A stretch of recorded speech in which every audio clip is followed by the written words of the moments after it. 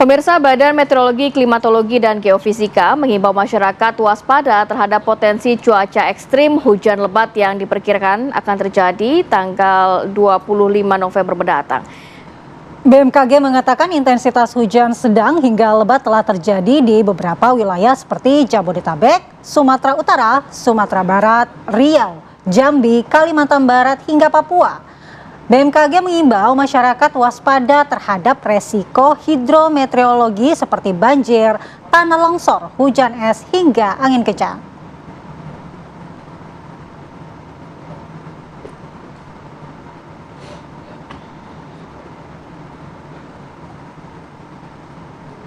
Dan pemirsa, untuk membahas terkait dengan cuaca ekstrim akhir-akhir ini, kita bergabung dengan Pak Guswanto, Deputi Bidang Meteorologi BMKG. Selamat pagi Pak Guswanto.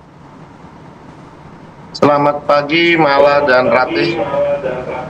Ya Pak Guswanto, melihat cuaca akhir-akhir ini, bagaimana analisis dari BMKG terkait dengan pola cuaca ekstrim khususnya di Jakarta dan di daerah-daerah rawan lainnya, Pak? Baik, Mala dan Ratih. Jadi yang pertama ingin saya sampaikan bahwa saat ini wilayah Indonesia itu sudah memasuki musim hujan sekitar 65% ya. Jadi ini 65% dan nanti akan diperkirakan masuk puncak musim hujan itu di periode Januari Februari ya. Ada juga sebagian wilayah yang di Desember sudah masuk puncak musim hujan. Nah, itu yang pertama. Yang kedua, kami juga mengidentifikasi adanya fenomena yaitu Madden-Julian Oscillation, di mana ini adalah pergerakan perawanan dari Samudra Hindia akan masuk ke wilayah Indonesia dari sebelah barat. Kemudian kita juga melihat wilayah tengah dan timur itu ada di ulmud negatif. Ini juga terpengaruh dari wilayah barat di Indonesia.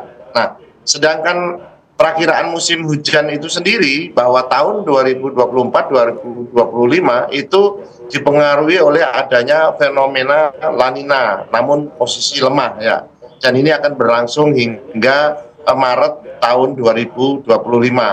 Kemudian saya juga melihat adanya beberapa dari analisis Streamline, saya melihat adanya bibit siklon tropis 96S, yaitu di sebelah barat Samudra Hindia.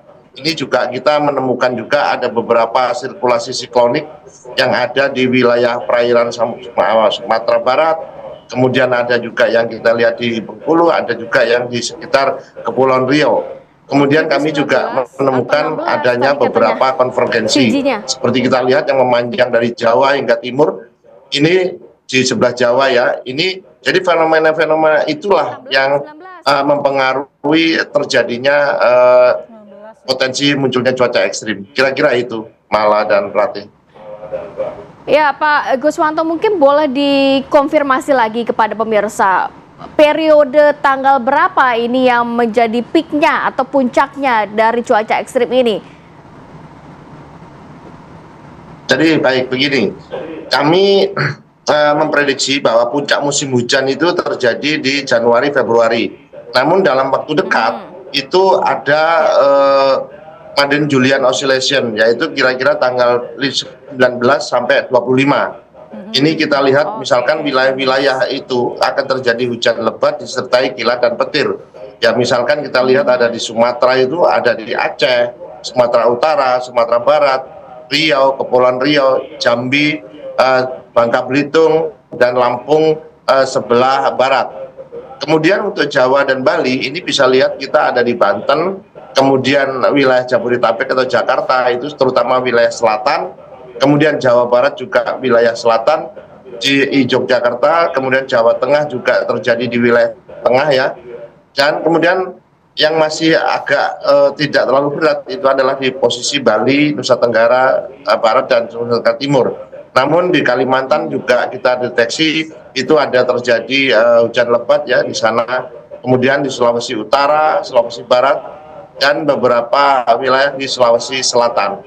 Nah, dari beberapa yang kami sampaikan ini kenapa ini bisa agak berat? Karena mereka beramplifikasi di mana daerah-daerah itu adalah sudah memasuki musim hujan, di mana potensi hujan itu sangat tinggi dan ditambahkan adanya fenomena Madden-Julian Oscillation. Nah, dua hal inilah yang mengamplifikasi sehingga tanggal 19-25 itu kita perkirakan akan terjadi beberapa cuaca ekstrim di beberapa wilayah.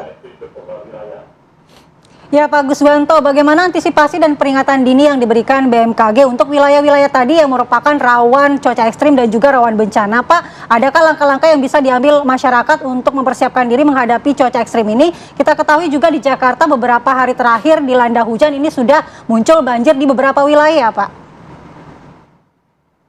Baik, ada beberapa langkah ya yang kita sampaikan kepada masyarakat ya. Sebenarnya ini sudah kita lakukan pada waktu sebelumnya. Karena apa? Kita lihat bahwa pada saat potensi sebelum masuk musim hujan itu ada pancaroba. Nah, di masa pancaroba itulah kita harus melakukan beberapa persiapan.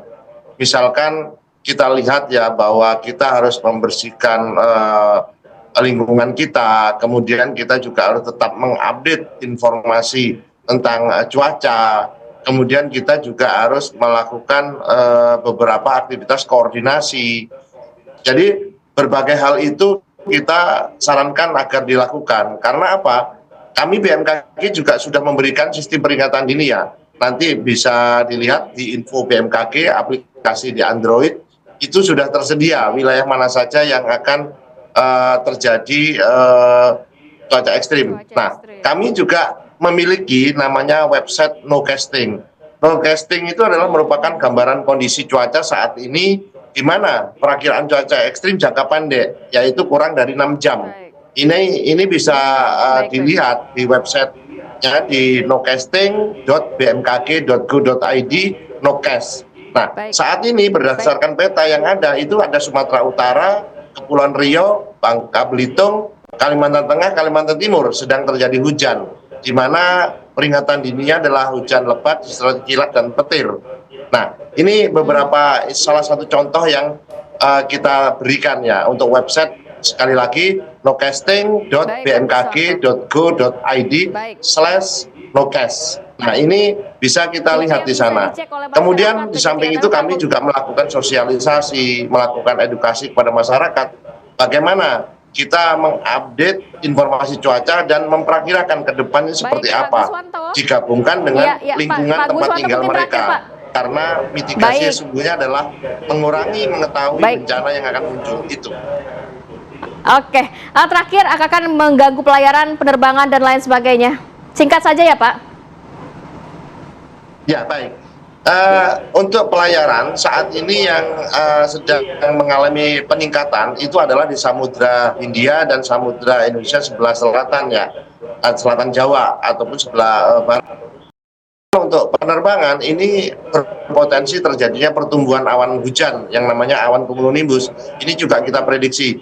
Namun kan untuk pesawat udara atau transportasi udara ini memiliki jalur-jalur tersendiri sehingga dia bisa menghindarinya, mencari rute yang aman. Dan itu sudah kita siapkan juga di inasiam.bmkg untuk transportasi udara, dan ada juga yang Inawis untuk transportasi di laut. Demikian. Baik, terima kasih Pak Guswanto waktunya bergabung bersama kami di Apa Kabar Indonesia Pagi. Selamat pagi Pak.